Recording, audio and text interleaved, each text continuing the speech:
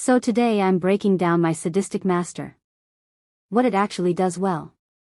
Where it plays it safe. And whether it's actually worth your time, or your coins. Quick context too. I break down manhwas and web novels like this regularly. Especially the ones that are easy to overlook but actually have interesting structure underneath. First impression, the tone is surprisingly light. Like, you'd expect something heavier from the premise. But it's not really like that. It's more chill. Almost playful at times. A lot of that comes from Jin Yuan. He's inexperienced, kind of awkward, and he knows it. And the story doesn't force jokes on him. It just lets him be like that, especially around the male lead. So even though this is technically BDSM, it feels closer to a soft rom-com. Just with a very different kind of relationship dynamic. At the center of it, it's Jin Yuan.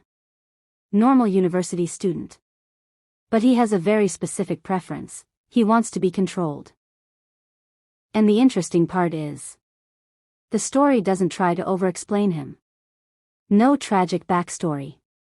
No dramatic setup. It's just, this is what he wants, and now he has to figure out how to navigate it safely.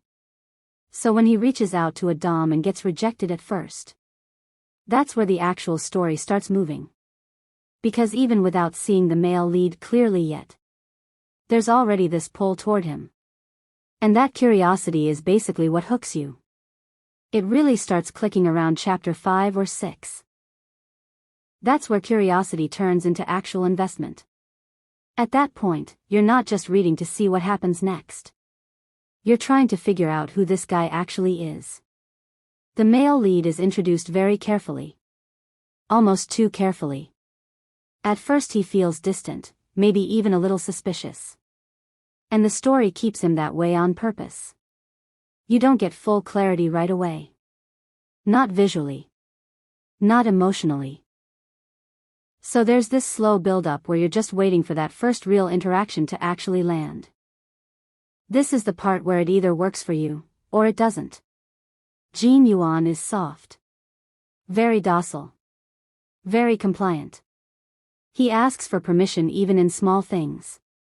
And he chooses that role intentionally. Even outside of the intimate parts of the story. Then the male lead is basically the opposite. Older. Calm. Controlled.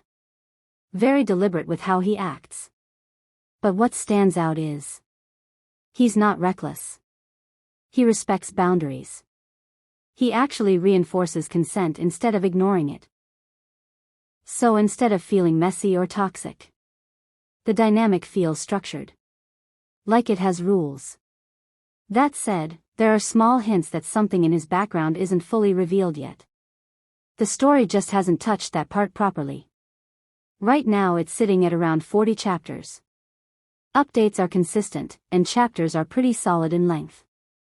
It's also very easy to binge. But the trade-off is that it's playing it safe. There's no big emotional explosion yet. No major confrontation. And you don't really get the full depth of the male lead at this stage.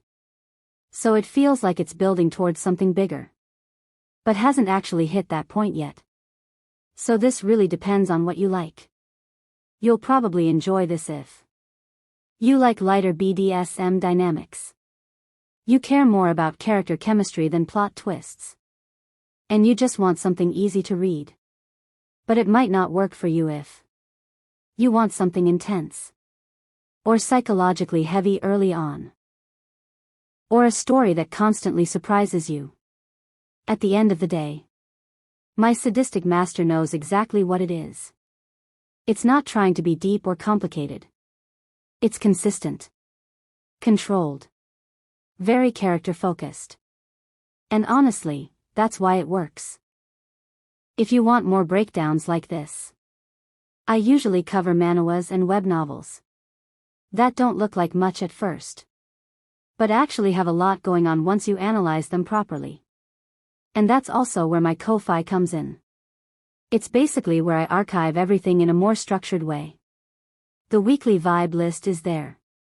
5 or more curated titles every week, sorted by mood and niche tropes.